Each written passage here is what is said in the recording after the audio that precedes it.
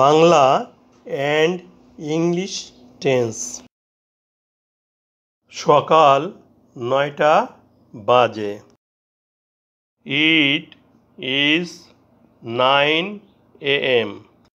AM অর্থ রাত 12টার পর থেকে দুপুর 12টার পূর্ব পর্যন্ত সময়। ইটকে বাক্যের প্রথমে ব্যবহার করে বাক্য গঠন করা হয়েছে।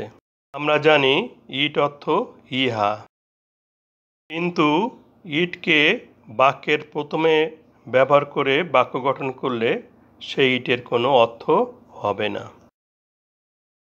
এ বাক্যে ইট সাবজেক্ট এবং ইজ ভার্ব। বাক্যের প্রথমে ইট ব্যবহার করাকে ইন্ট্রোডাক্টরি ইট বলা হয়।